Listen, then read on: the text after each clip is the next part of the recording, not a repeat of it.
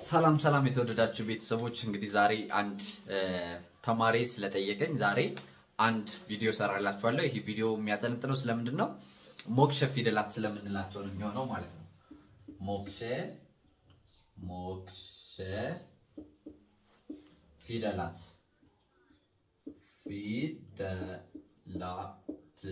ኦኬ ሞክሸ ፊደላት እንግዲህ በአማርኛ ሞክሸ ፊደላት የምንላቸው የቅርጽ ልዩነት ያላቸው ፊደሎች ነገር ግን በስም ተመሳሳይ የሆኑ ማለት ነውና አንዳንዴ ደግሞ የትርጉም ልዩነትም ያመጣሉ በቃሎች ላይ ነገር ግን እኛ ብዙ ጊዜ አንጠቀማቸው ማለት ነው።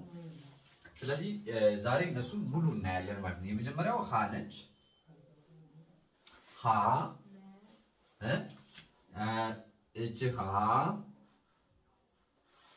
እጅ ሀ እና ይችም ተቀራራቢ አለች ማለት ነው። ስለዚህ ሀ እነዚህ ፊደሎች ሞስትሊ ተቀራራቢ የሆኑ የአማርኛ ፊደላቶች ናቸው ማለት ነው። ሀ እነዚህ እያንዳንዱን እስከ ቤተሰቦቻቸው እናያቸዋለን ማለት ነው። ኦኬ ሀ ሁ አብሬ ልጻፋቸው ሁ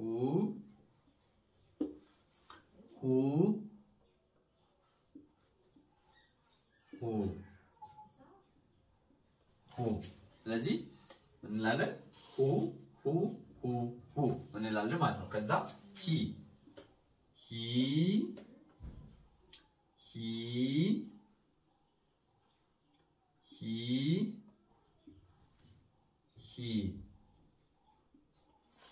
ኦኬ ሂ እንላለን ማለት ነው። ከዛ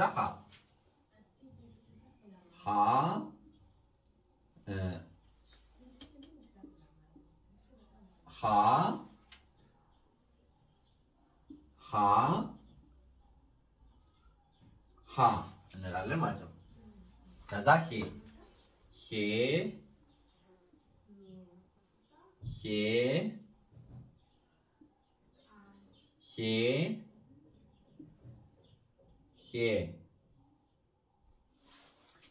እሺ ሄ እንላለን ማለት ነው። ከዛ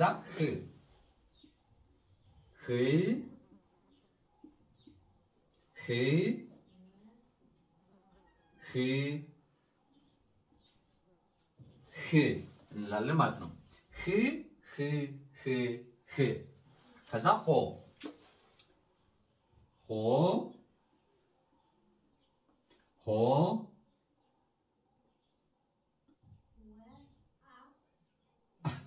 እኛው እንደዚህ አይደለም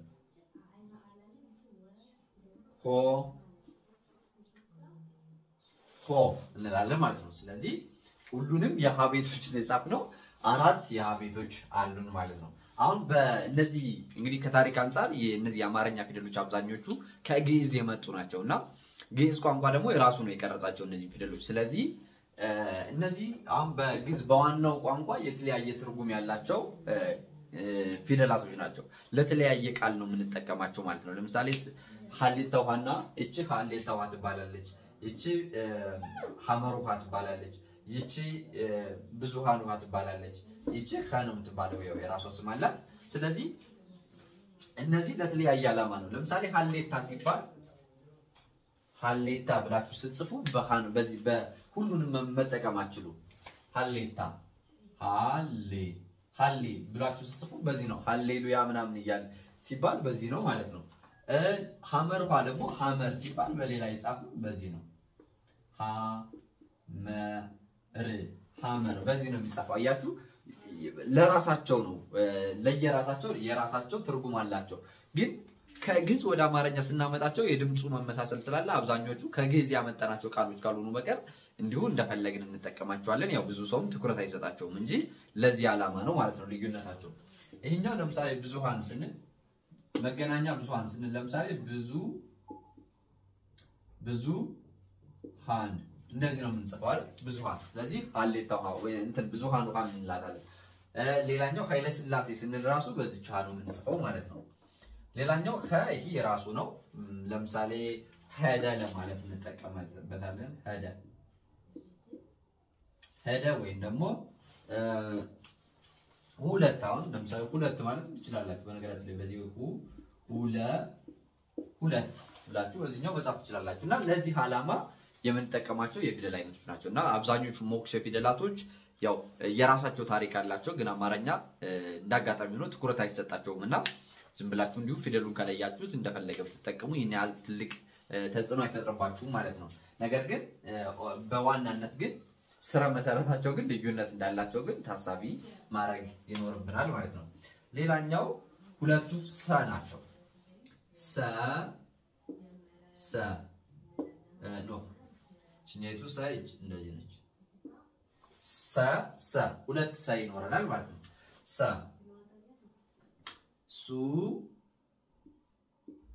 ሱ ሲ ከዛ ይሄም ሲ ሳ እችም ሳ እሺ እቺ ሴ እችም ሴ ከዛ ስ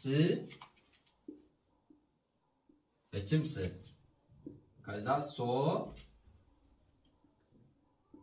ሶ እንላለን ማለት ነው እንግዲህ ሁለቱም ሰ እንላቸዋለን ማለት ነው ሰ ሱ ሲ ሳ ሴ ስ ሶ ይሄን በተመሳሳይ ሰ ሱ ሲ ሳ ሴ ስ ሶ እንላቸዋለን ማለት ነው እቺ አናቷ ቅልብስ ያለች አጠፍ ያለች ነች ማለት ነው ስለዚህ እነዚህ ሞክሼ ፊደላቶች ናቸው ማለት ነው ስለዚህ ለዛሬ እነዚህን ከተመለከትን ኦኬ ልጨምርላችሁ በነገራችን ላይ ረጅም ጊዜ አልወሰድንም ስለዚህ አሁን ደግሞ ማንን ነው የምናየው ሰን ካየን ሀ አለ ሳ አለ ከዛ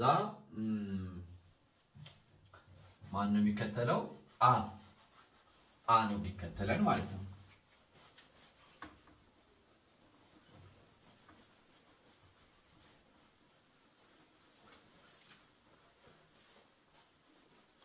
ኦኬ ሌላኛው እንግዲህ የአ ቤቶች ናቸው እቺኔቱ አለች እቺ አሁንም እቺኔቱ አለች ማለት ነው ሁለት አለን ማለት ነው እሺ እቺኔቱን ኡ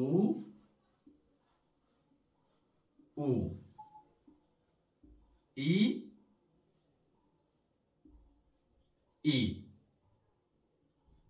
አ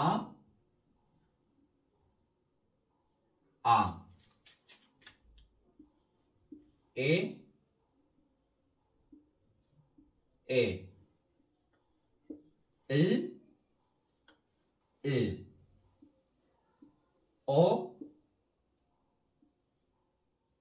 ኦ እንላለን ማለት ነው ስለዚህ አ ኡ ኢ አ ኤ ኦ እንላለን ማለት ነው ከዛ አ ኡ ኢ አ ኤ ኦ ተመሳሳይ ስለሆኑ ማለት ነው ኦኬ ከዚህ ቀጥሎ ማን አለ ከአ ቀጥሎ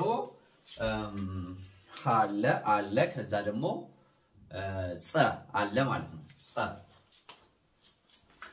ስንል ደግሞ ጸ ኦኬ ያ ጸ ጹ ሲ ጻ ጼ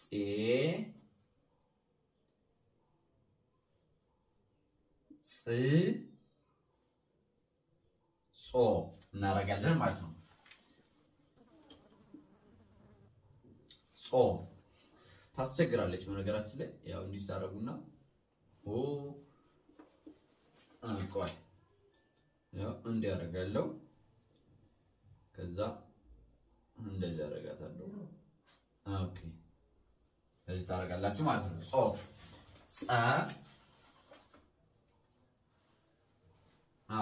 ጸ ጹ ጺ ጻ ጼ ጽ ጾ ታረጋላችሁ ማለት ነው ከዛ ጸ ጹ ጻ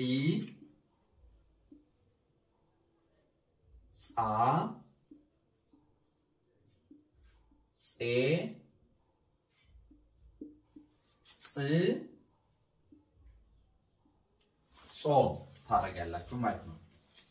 ኦኬ ስለዚህ ሞክሸ ፊደላቶች እነዚህን ይመስላሉ ማለት ነው። ጸ ጹ ጺ ጻ ጼ ጽ ጾ ጸ ጹ ጺ ጻ ጼ ጽ ጾ ከዛ ሰ ሱ ሲ ሳ ሴ ስ ሶ ሰ ሱ ሲ ሳ ሴ ስ ሶ ከዛ ማን ይቀራል? ያው እነዛ ያልናቸው ሃዎች ማለት ነው።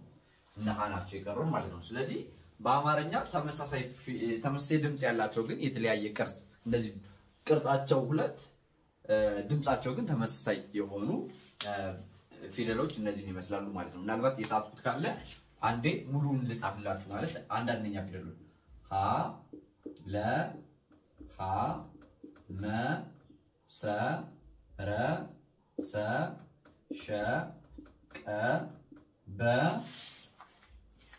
ከዛ ሸቀበ ተ ቸ ሀ ነ ኘ አ ከ ኸ ወ አ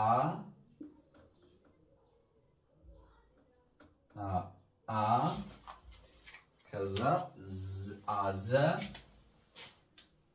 ዘ ዠ የ ደ ጀ ገ ጠ ጨ ጠ ጸ ከዛ ራሷ ጸ ነች ማለት ነው። እዚህ ላይም ጸ ፈ ፐ ፐ ቨ እንላቸዋለን ማለት ነው። ስለዚህ 34 መሆን አለባቸው። 1 2 3 4 5 6 7 8 9 10 11 12 13 14 15 16 17 18 19 20 21 22 23 24 25 26 27 28 29 30 31 32 33 34 ማለት ነው። ስለዚህ እነዚህ ናቸው። አሁን ከዚህ ውስጥ ሞክሸ የምንላቸው ሀ እችም ሀ እዚህ አካባቢ እቺ ከዛ እቺ እነዚህ ተመሳሳይ ናቸው ማለት ነው። ኦኬ ሌሎቹ ደግሞ ማነች ሰ እና ሰ እዚህ ላይ ማለት ነው። ሌላ ማን አለ? ጸና ጸ ሌላም አለ አና አ እነዚህ ተመሳሳይ ፊደል ናቸው ማለት ነው። ሶ ሞክሸ ፊደላት ወይ ደግሞ ተመሳሳይ ፊደላት የምንላቸው እኔ ይመስላሉ። በነገራችን ላይ ጀማሪ ተማሪዎች በአጭር ቀን ማንበብ መጻፍና መረዳት ከፈለጋችሁ በቴሌግራም በዋትስአፕ እና በኢሞ ተማሪዎችን እያገኘን እያስተማርን ስለሆነ ስልኬን እዚህ ላይ ያለውን ስልክ ይዛችሁ በቴሌግራም በዋትስአፕ እና በኢሞ ብታናግሩኝ በሳምንት 5 ቀን በቀን 1 ሰዓት ሰዓቱ ደግሞ እናንተ በሚመቻችሁ ሰዓት ማለት ነው እየተገናኘን በአጭር ቀን ፊደላቶችን መለየት መጻፍ ማንበብ ያው የመማሪያ መጻፍቶችን ሁሉ እዚህ ላይ ሌሎች ቪዲዮዎች ላይ እንዳያችኋቸው በደንብ በሚገባችሁ መልኩ በአጭር ቀን እናስነብባችኋለን ማለት ነው።